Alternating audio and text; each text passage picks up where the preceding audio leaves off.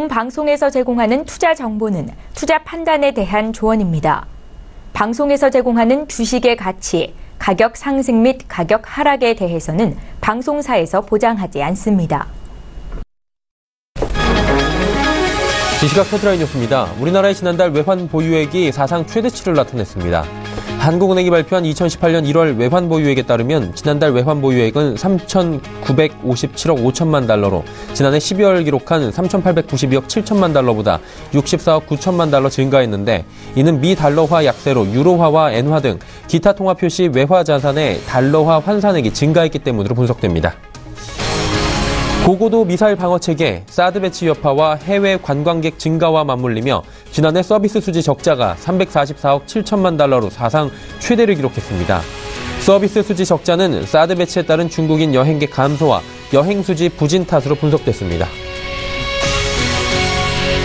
금융감독원은 8일부터 법정 최고금리가 연 27.9%에서 24%로 인하되면 금리 인하 요구권을 적극적으로 활용하는 게 바람직하다고 전했습니다. 법정 최고금리 인하는 원칙적으로 신규 대출부터 반영되고 기존 대출은 소급 적용되지 않습니다. 또 만기가 돌아와 갱신하거나 연장할 때 낮아진 금리가 적용됩니다. 다만 금리 인하 요구권을 활용하면 기존 대출자도 이자 부담을 줄일 수 있게 됩니다. 평창 동계올림픽을 목전에 두고 한국과 미국이 북한 문제와 관련해 이견을 노출하고 있다고 미 월스트리트저널이 보도했습니다. 월스트리트저널에 따르면 김정은 북한 노동당 위원장이 신년사에서 올림픽 참가 제안을 하자 문재인 대통령과 참모진이 어떻게 화답할지를 논의하기 위해 긴급회의를 열었지만 미국 정부와는 사전 협의를 하지 않은 것으로 전해지고 있습니다.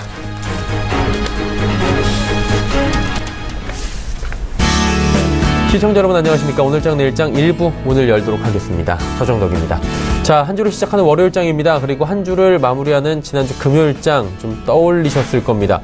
아무래도 좋지 않은 기억들이 지난주 금요일에 나오셨을 텐데 오늘장도 크게 지금 낙폭을 기록하고 있는 상황입니다. 지금 속보로 아베 총리가 BOJ 2% 인플레 목표 달성 위에 완화책 지속적으로 기대한다라고 하는데, 아무래도 시장의 완화적인 기조를 일본이 계속해서 가져가고 있었는데 이 아베노믹스라고 하죠. 이러한 기조를 끈기 있게 지속적으로 가져갈 것이다 라고 이야기를 했는데, 오늘의 시장 하락과는 조금 정반대적인 입장을 지금 피력하고 있는 것입니다.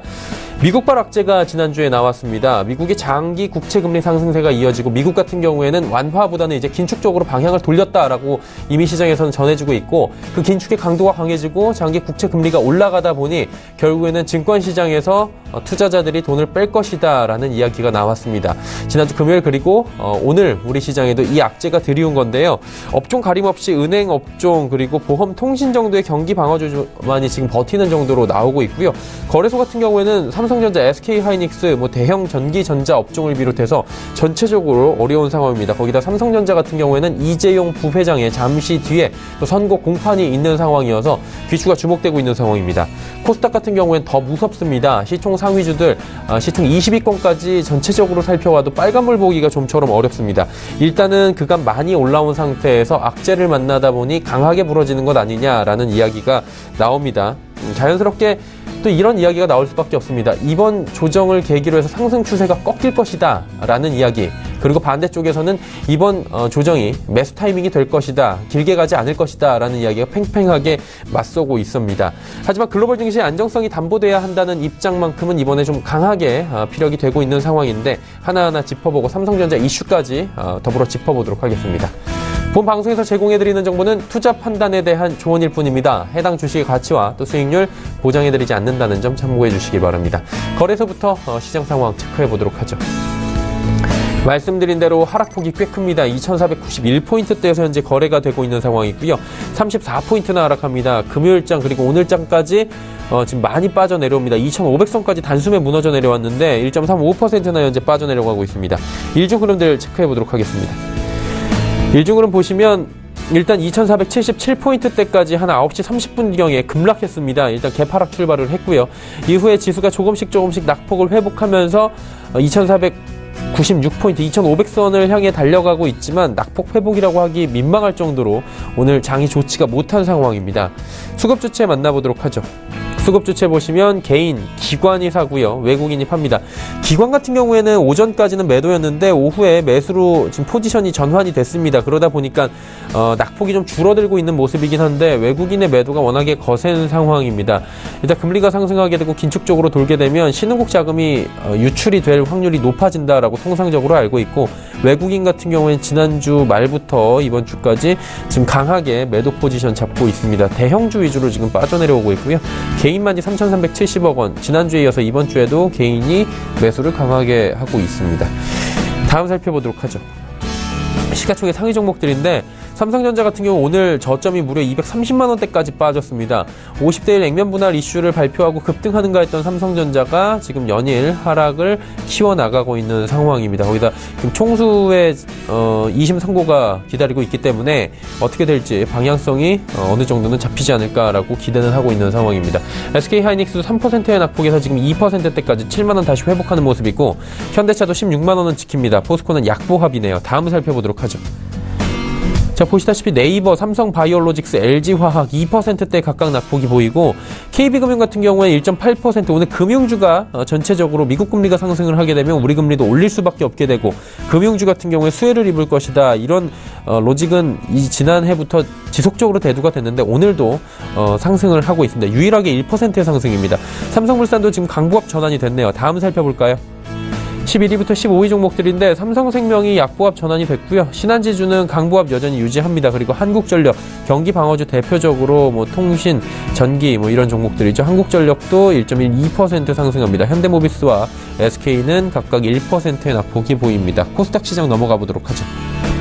코스닥 시장은 무려 874포인트대까지 빠집니다. 3% 가까운 낙폭이고요. 올라갈 때 화끈하게 올라주는가 싶었는데 부러질 때도 정말 크게 부러집니다. 2.82%나 하락하고 있는 상황입니다. 일중 흐름들 체크해 보도록 하죠. 880선에서 출발을 했고요. 870선까지 밀렸다가 지금 딱 중간인 875포인트 전후로 움직이고 있는 상황인데 일단 오늘장 전체적으로 움직임 자체가 좋지 못합니다. 낙폭을 줄여나가지를 못하고 있는 상황이고요. 수급조차 한번 체크해 보도록 하겠습니다. 거래소와는 다르게 개인만이 삽니다. 기관도 지금 매도 물량을 많이 줄이긴 했는데 여전히 8억 원 정도 매도 포지션 잡고 있고요. 외국인이 1,618억 원이나 팝니다. 반대로 개인은 1,746억 원이나 순매수하고 있는 상황입니다. 시가총액 상위 종목들 흐름입니다. 다 팔았습니다. 특히나 바이로메드 9% 빠지고요. 전체적으로 2, 3%대 시총 상위주들이 강하게 지금 낙폭을 기록하고 있는 상황입니다. 6위부터 10위 종목들도 지금 낙폭 꽤 큽니다. 펄어비스가 6%, 포스코캠특이 7% 빠지고 있고요. 메디톡스도 오전까지는 강보합이었는데 지금 약세 전환이 됐습니다. 셀트리온제약, 티슈진도 3%대 각각 비교적 큰 폭의 하락이 보여주고 있습니다. 1위부터 10위까지 모두 파란불이었고요. 11위부터 15위는 어떨까요? 다 팔았습니다. 로엔이 지금 10만원 초반까지 내려왔고요. 슈젤도 지금 오전까지는 보톡스 관련주들이 좋나 했는데 지금 오후 들어서 하락입니다. 스튜디오 드래곤 7만원대까지 빠졌고요. 파라다이스도 2만 3천원대 터치합니다. 코미판도 4만원 지금 다시 회복이 되지 않고 있는 상황입니다. 오늘 원달러 환율은 급등 나오고 있는 상황입니다. 10원이나 무려 상승하면서 1090원대까지 강하게 지금 반등이 나와주고 있는 상황입니다. 국내 양시장 여기까지 체크해 보도록 하죠.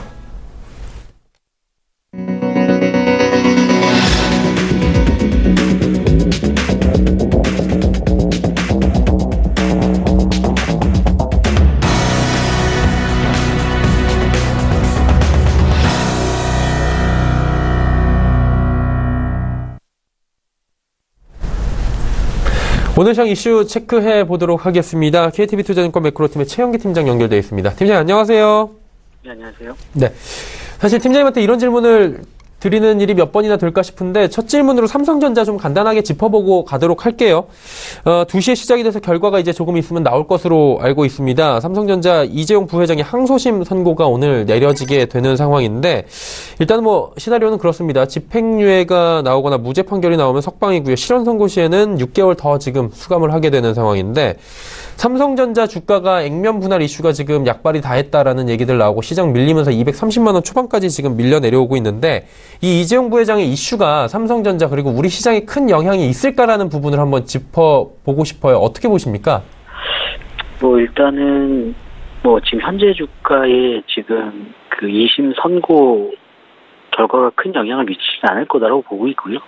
물론 뭐 집행집유라든가 이런 선고가 나와서 만약 나오게 된다면 이제 총수 부재 상황이 장기화될 것이다라는 우려 자체가 사라지게 되니까 그런 부분들은 좀 일정 부분 뭐 그러니까 긍정적인 영향을 미치겠습니다만 기본적으로 지금 삼성전자 주가가 하락하고 있는 배경을 살펴보면 말씀하신 대로 그 액면 분할 이슈 자체는 그 하루 장중에만 한 7, 8% 정도 급등세를 연출시킨 이후에 어떤 호재로 작용하지 못하고 있고 최근에 외국인뿐만 아니라 기관의 매도세가 지속이 되면서 지금 주가가 계속 밀리고 있는 상황입니다. 반도체 사이클 연장에 대한 논란도 상당히 많이 있는 상황이고요. 특히나 이제 미국 IT 기업들의 실적 호조가 이어지고는 있지만 국내 이제 삼성전자 같은 경우는 이제 반도체 가격의 어떤 하락에 대한 우려 그리고 여기에 최근에도 이제 그 CLSA 등 어떤 외국계 그 해외 IB들이 계속 그 삼성전자에 대한 투자 의견 자체를 목표 주가를 하향하거나 아니면 투자 의견 자체를 뭐 매수해서 뭐 시장 수익률 상회 정도 이렇게 계속 단계를 낮추고 있는 부분 이런 것들이 좀 센티멘트를 부정적으로 만드는 요인으로 작용하는 것 같고요. 그래서 이제 지금 어쨌든 주가가 펀더멘탈을 기반으로 해서 움직인다는 가정하에서는 삼성 그 이재용 부회장의 2심 선고보다는 오히려 반도체 가격 사이클이라든가 뭐 그런 기관들과 외국인의 수급 이런 것들이 좀 더 중요하지 않나라고 보고 있습니다. 네. 그리고 이제 시장 전반적으로 다시 여쭤봐야 될 것 같은데 우리 시장뿐만이 아니라 지금 뭐 하락을 글로벌 증시 전체적으로 조정을 받고 있는 상황입니다. 지난주 글로벌 증시 그 주 말쯤에 굉장히 흘러내렸다고 하는데 동향 한번 짚어주시죠. 예, 일단 뭐 미국 증시 같은 경우는 뭐 경제 지표도 꾸준히 개선세를 유지하고 있고요. 또 기업 실적도 상당 부분 예상치에 부합되거나 예상치를 상회하는 실적들이 나오고 있음에도 불구하고 지난주에 주간 단위로 보면 그 다우존스 지수가 900포인트 넘게 하락을 했거든요. 그래서 조정폭이 상당히 크게 나타났는데 일단 그간 많이 올랐던 데 상승한 데 따른 피로감 여기에 그 미국채 금리의 급등이 좀 투자심 위축을 좀 불러일으키지 않나라고 보고 있고요. 유로존과 일본 쪽도 마찬가지입니다. 그러니까 유로존 경제 성장률이 호조세를 나타내고 일본 같은 경우도 기본적으로 좀 내수가 조금씩 살아나는 그런 시그널이 나왔음에도 불구하고 유로화와 엔화의 강세 부분과 미국채 금리 급등에 따른 어떤 선진국 국채 금리의 동반 상승세 자체가 좀 투자 심리를 전반적으로 좀 누르고 있는 상황이라고 보시면 될 것 같고요. 지난 주말에도 그러한 현상이 지속됐기 때문에 오늘 국내 증시에도 이러한 영향이 계속 이어지고 있는 것이 아닌가라고 보고 있습니다. 그리고 지난 주말 한 번 더 리뷰를 해보자면 미국 1월 고용지표 발표가 있었던 것으로 알고 있습니다. 예상치 상회했는데 금리 급등 요인으로 이게 작용을 한 것 같아요. 해석 자체가 조금 어려울 수도 있을 것 같은데 증시 하락 왜 부추긴 건지 좀 직접적인 이유를 들어볼 수 있을까요? 해석이나? 일단은 양적인 회복세가 지속됐고 고용지표가 사실은 실업률이라든가 경제활동 참가율 이런 부분 다 나무랄 데 없이 잘 나왔고요. 특히나 이제 임금 상승 압력이 좀 예상보다 좀 높게 나왔거든요. 그러니까 시간당 평균 임금 자체가 이제 26.74달러를 기록을 했는데 전월비 0.3%, 전년 동월 대비 2.9%가 나왔단 말이죠. 그래서 예상치를 상회했는데 이런 부분들이 결국엔 그러니까 고용지표가 잘 나옴으로써 향후 연준의 통화정책 스탠스가 조금 더 긴축적으로 가지 않겠냐. 그러니까 매파적인 어떤 스탠스로 전환되지 않겠냐 우려 자체가 미국채 금리 급등으로 이어지면서 좀 주가에는 부정적으로 영향을 미친 것 같고요. 그래서 앞으로의 좀 중요한 것은 고용지표에서 이제 양적인 어떤 회복세보다는 임금 상승률이 과연 전년 동월 대비 기준으로 3% 이상 올라갈 수 있는지 여부 좀 지켜봐야 될 것 같고요. 지금 1월 달에는 사실은 미국 18개 주에서 시행된 최저임금 인상이라든가 트럼프 정부의 세제 개편안에 대한 효과를 많이 받은 부분이 있기 때문에 지금과 같은 임금 상승 압력이 추가적으로 높아지는지를 지켜봐야 될 것 같고요. 이거 어떤 1월 고용 지표 이슈 하나만 가지고 연준의 어떤 금리 인상 횟수가 3번에서 4번 혹은 4번 이상으로 금리 인상 횟수가 증가될 거라고 좀 예상하는 것도 좀 무리가 있지 않나라고 생각하고 있습니다. 자, 그렇다면 이번 주 시작이 참 어렵습니다. 주간 전략 어떻게 세워보는 게 전체적으로 볼 때 좋을까요? 일단은 저희는 이제 코스피 지수 기준으로 2,500선에는 사실상 이제 하반 경직성이 확보되지 않겠느냐라고 좀 봤었는데, 좀 아무래도 좀 조정이 좀 예상했던 것보다 좀 길어질 수 있겠다라고 좀 예상을 해볼 수가 있고요. 시장에 주도주가 없는 상황이기 때문에요. 앞으로 이제 미국 증시의 반등이라든가 미국 채금리의 급등이 완화되지 않으면 지금 어떤 펀더멘탈 상의 반등 모멘텀을 찾기는 좀 어렵다고 보고 있고요. 전반적으로 좀 관망하는 좀 스탠스가 필요할 것 같은데, 여기에 좀 더 지금 IT 반등 쉽지 않고 소재 산업재 계속 차익시장 매물 나오고 바이오 조정폭 길고요. 크고요. 그렇기 때문에 오히려 좀 지금과 같은 상황에서 좀 상관성이 좀 덜한 중국 관련 소비주라든가 아니면 미디어 엔터 이런 어떤 업종에 좀 상대적으로 트레이딩과의 관점에서 좀 접근하시면 좋지 않을까라고 보고 있습니다. 네. 이번 주 주간 전략까지 함께 들어봤습니다. 오늘 말씀 여기까지 듣도록 하겠습니다. 고맙습니다. 예, 감사합니다. KTB 투자증권 매크로키 최현기 팀장과 이야기 나눠봤고요. 이슈 칼럼 바로 이어집니다.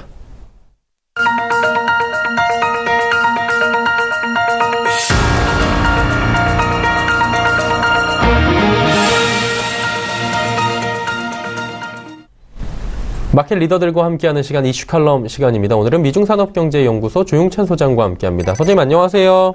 예, 안녕하십니까. 역시나 다우지수 지난주 상황부터 짚어보고 출발을 해야 될 것 같습니다. 그 검은 그림자가 우리까지 들이왔다 뭐 이런 기사들까지 나올 정도인데, 금요일 보니까 다우지수가 665포인트나 크게 하락을 했습니다. 낙폭으로 역대 6번째라고 하는데, 어떻게 보십니까? 이번 하락이 좀 단기적으로 급락하고 끝날 것으로 보십니까? 아니면 좀 장기적으로 갈 것으로 보십니까? 저는 좀 이번 미국 증시의 조정은 깊진 않을 것으로 보이시고 좀 짧게 끝나지 않을까 보여집니다. 지난 9년간 전 세계 투자 자금을 보면 종착지는 미국 주식시장이었습니다. 주식이 채권보다 쌌다는 것도 있지만 주요 중앙은행들이 초금리 정책이라든지 대규모 국채 매수로 인해서 채권 풍기 현상이 일어났는데요. 이 때문에 주식시장으로밖에 몰릴 수가 없었던 상황입니다. 이런 상황 속에서 연준 의장이 교체가 되면서 미국의 금리 상승이 갑자기 스포트라이트를 받게 되자 투자가들이 주식이 더 이상 채권보다 매력적이지 않다는 점을 인식했던 것이 주가 하락의 주요 원인이 됐던 것으로 보여지는데요.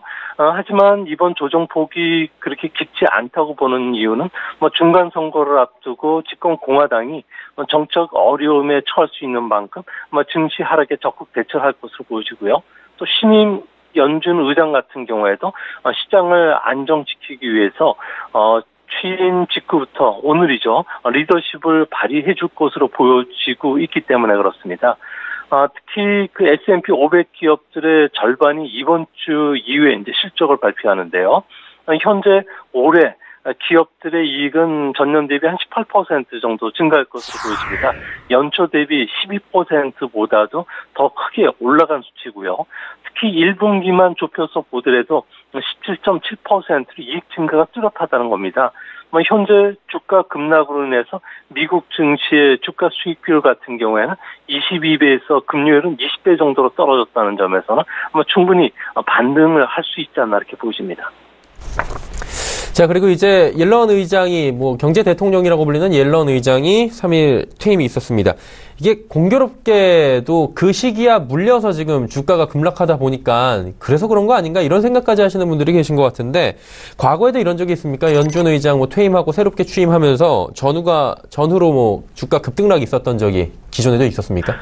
네, 항상 FRB 의장 교체 때를 보면은 취임을 전후해서는 중대한 정치나 경제적 이벤트로 인해서 주가가 하락한 적이 많았는데요. 폴 보커 연준 의장이 취임한 직후인 79년 10월만 하더라도 뉴욕 증시가 10% 이상 폭락을 했었습니다. 또 앨런 그린스펀이 취임한 2개월 뒤에는 뉴욕 증시가 20% 이상 폭락을 했고요. 벤 버냉키가 취임한 10개월 뒤에는 서브프라임 위기가 엄습을 했습니다.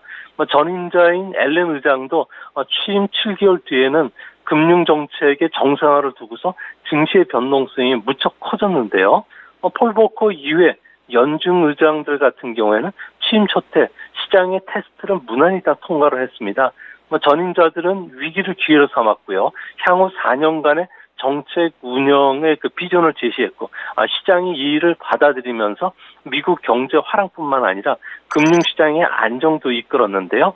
이 때문에 전임자처럼 그 제럴 파월도 시장의 혼란을 억제할 수 있는 수단을 좀 보여준다든지 이랬을 경우에는 이번 주가 조정이 새로운 투자 기회가 될 수가 있는데요. 아무래도 시장에서 원하는 것은 미국 경제의 화랑을 이끌어갈 수 있는 제롬 파월 나름대로의 능력을 갖고 있는지, 그리고 리스크는 어떻게 대처할지, 또 자신만의 금융 안정 수완을 갖고 있는지를 시장에서 꼼꼼하게 체크를 해가지고 주시장에 다시 들어오지 않을까 생각이 듭니다. 금리가 이제 일단은 뭐 국채금리뿐만이 아니라 전체적으로 올라가게 되면 미국 경기가 하락하게 되고 기업 실적도 악화가 된다 뭐 이런 얘기가 있는데, 트럼프 대통령은 올해 인프라 투자를 강하게 할 것이다라고 시사를 하지 않았습니까? 이것과 맞물려서 장기 금리가 얼마나 더 올라갈지 이 부분도 많은 분들이 지금 신경을 쓰고 있는 것 같은데 어떻게 해석해야 될까요, 이 부분은? 네, 지금 미국의 장기 금리를 끌어올리는 가장 큰 요인은 물가 상승하고 국채 공급 확대입니다. 트럼프 같은 경우에는 세제 개혁에 따른 감세로 인해서 향후 10년간 재정 적자가 1조 8천억 달러 가까이 늘어나게 되는데요. 상당 부분은 국채 발행으로 충당해야 됩니다. 여기에 또 전후 최대 규모인 1조 5천억 달러의 인프라 투자가 시작이 되는 만큼 올해부터는 채권 발행이 더 늘어날 수가 있는데요. 국채 입찰에 참여하는 프라이머리 딜러들 같은 경우에는 올 회계연도만 하더라도 차익 규모가 무척 큰 9,550억 달러, 그러니까 전년 대비 80% 이상 늘어날 것이라 그럽니다.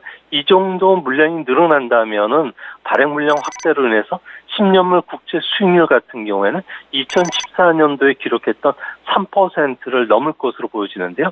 문제는 장기 금리가 기업 대출뿐만 아니라 주택담보대출의 기준금리가 되기 때문에 기업들 같은 경우에는 이자 부담으로 인해서 설비 투자를 서서히 줄여나갈 것이고요. 개인들 같은 경우에는 부동산 구입과 같은 경제활동에 지장을 초래하는 만큼 아무래도 계속적인 국채 수익률이 상승한다면 나쁜 금리 상승 그리고 달러 강세가 재현이 될 수가 있기 때문에 이런 문제들을 연준이 어떻게 슬기롭게 헤쳐나가느냐가 향후 그 금융시장의 안정에 가장 중요한 요소가 되지 않을까 보십니다. 미 장기 금리가 지금 올라간다라고 계속 이야기를 하고 있는데, 그렇게 되면 정상적으로 볼 땐 달러가 절상돼야 하는데 지금은 계속 추락하고 있습니다. 오늘 같은 경우에 좀 올라가고 있긴 한데 우리 원화 대비해서는 이거 왜 그러는 건지 좀 알 수 있을까요? 네, 아무래도 달러 자금의 그 불균형이 완화되는 그런 상황 속에서 22일을 비롯해서 세계 중앙은행들이 금융 정상화에 속속 들어가고 있는데요. 이 때문에 과거보다는 달러의 상대적인 우위성이 후퇴하고 있다는 겁니다. 이뿐만 아니라 연초부터 원유 선물 가격이 급등하면서 자원국 통화도 빠르게 절상이 되고 있고요. 또 뮤니시 재무장관 같은 경우에는 다보스 포럼에서 달러 용인 발언도 했고요. 미국의 보호 무역주의 색채가 점점 강해질 뿐만 아니라 미국의 수입 확대로 인해서 무역 수지가 악화되고 있다는 게 달러 하락 압력의 주요 원인이 됐던 것으로 보여집니다. 앞으로도 당분간 달러 약세는 지속될 거로 보고 있는데요. 아무래도 당장 2월 달에는 일본은행 총재와 부총재 인사가 단행이 되고요. 이후에는 인민은행장, 그리고 내년에는 22 총재 그 인사가 줄줄이 예고가 되고 있기 때문에 앞으로 달러가 주요 통화에 대한 우위성은 후퇴할 수밖에 없지 않나 보여집니다. 달러가 강세로 돌아서는 시점은 아무래도 미국의 10년물 국채 수익률이 3%대에 안착한다든지 세계 증시가 동반 하락하는 리스크 회피 국면이 나타나야지 되는데 당장은 이런 흐름이 나타날 가능성이 낮다는 점에서는 앞으로 달러 약세는 좀 불가피하지 않을까 보입니다. 자, 이제 미국 얘기는 여기까지 하고요. 중국 쪽으로 넘어가 보도록 하겠습니다. 중국 같은 경우에 우리나라도 설 명절이 다음 주로 바로 코앞으로 다가와 있는데 중국 춘절도 지금 이제 본격화되는 거 아니겠습니까? 30억 인구의 이동, 우리가 인터넷으로 많이 보는데 워낙에 많은 인구가 움직이고 큰 손들이 이동을 하다 보니까 전 세계 시장이 좀 들썩들썩하는 분위기입니다. 춘절에 중국인들 어디에 돈을 가장 많이 쓸 것으로 예측하고 있습니까? 네, 춘절 기간 동안에 그 중국인들 같은 경우는 해 600만 명 이상 나간다고 합니다. 그 중에서도 태국 같은 동남아 쪽을 선호하면서 항공료가 3배 가까이 뛰었고요. 최근에는 그 중국인들이 해외 여행지에서 쇼핑과 같은 그 지출 경비를 제한 1인당 그 평균 지출액이 평균 170만 원 정도 된다고 합니다. 부자들 같은 경우에는 5천만 원 이상 사용한다고 하는데요. 주로 이 돈들은 현지 교통비라든지 호텔 숙박비 그리고 음식, 가이드 비용에 쓴다고 합니다. 이제 앞으로 소득 수준이 계속 높아지기 때문에 1가구당 1전혀 정책으로 인해서 젊은이들 그 개인주의 풍습이 춘절의 그 흐름도 좀 바꿔놓지 않을까 생각이 됩니다. 그리고 이번 주부터 대한민국에서는 평창 동계올림픽이 시작을 합니다. 개막식이 이제 코앞으로 또 다가온 건데 이곳으로 오는 중국인 관광객들도 많지 않을까라는 생각이 드는데 어때요? 네, 중국인들 같은 경우에는 춘절 기간 동안에 사실상 휴일을 맞기 때문에 한국행 여행을 많이 선택할 거로 봤지만 최근에는 베이징이라든지 산둥성에서 출발하는 단체 여행객에 대해서만 비자 허가를 내주고 있기 때문에 하루당 한 10건 정도에 불과하다고 합니다. 정부 예측 자료를 보면은 올해 춘절 기간 한국을 찾을 것으로 예상되는 중국인 관광객은 적게는 8만 명, 많게는 9만 2천 명 정도로 추산이 되는데요. 지난해 14만 명 이상 찾아왔던 거에 비하면 아무래도 올해는 최대 한 45% 정도 줄어드는 수치가 나올 가능성이 높은데요.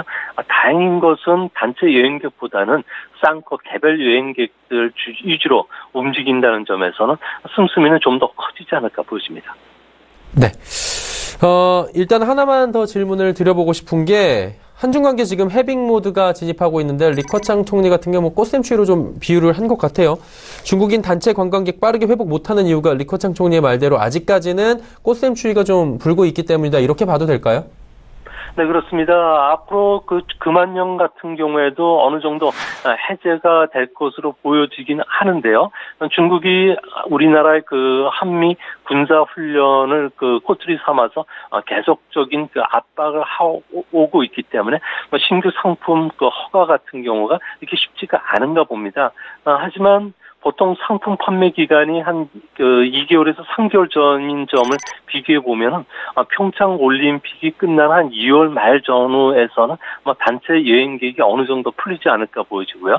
또 그런 측면에서 봤을 경우에 앞으로 중국에서는 한류와 관련된 콘텐츠라든지 연예인 출연 방송 송출도 어느 정도 좀 풀릴 것으로 기대된다는 점에서는 2분기부터는 어느 정도 가시적인 중국인 관광객 유치라든지 한류와 관련된 붐이 다시 일어나지 않을까 좀 보여집니다.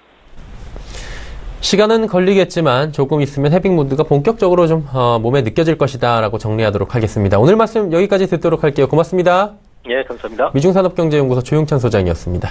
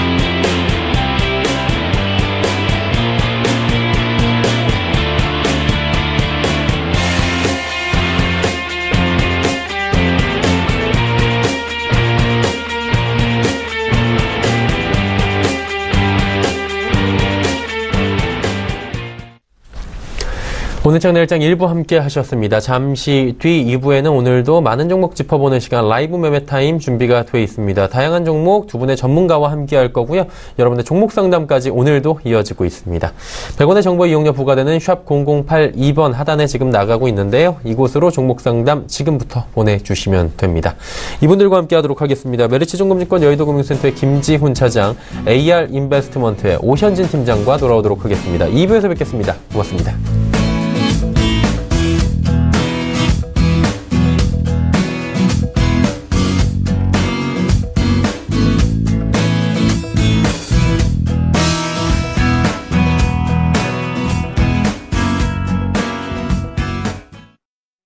본 방송에서 제공하는 투자 정보는 투자 판단에 대한 조언입니다.